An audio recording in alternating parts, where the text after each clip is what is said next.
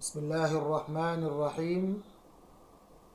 الحمد لله والصلاة والسلام على رسول الله. Mwanadamu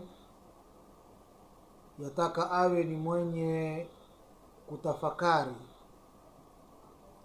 yatakiwa awe ni mwenye kuzingatia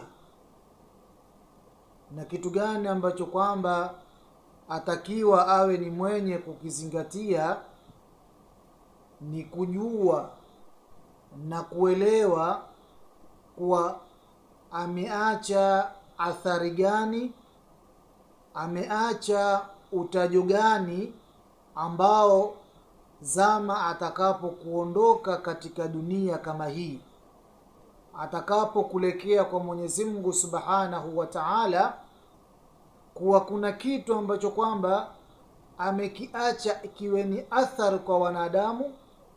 Wanadamu watakapokuona watakuwa wakimkumbuka, watakuwa wakimtaja kwa mazuri yale ambayo yeye aliyoyawacha kwa wanadamu,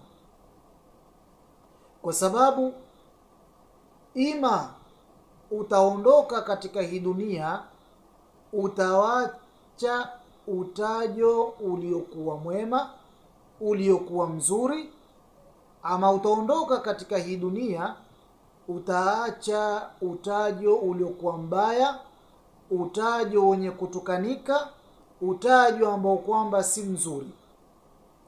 Sasa je, ujiulize utajo gani ambao kwamba au makumbusho gani ambayo kwamba wewe utakapokuondoka katika hii dunia umeyaacha watu wakutaje kwa uzuri, watu wakusifu kwa uzuri, au umeacha makumbusho yaliyokuwa mabaya, watu wakutaje kwa ubaya na watu wakutaje kwa njia isiyokuwa mzuri. Wassalamu alaikum wa rahmatullahi wa barakatuh.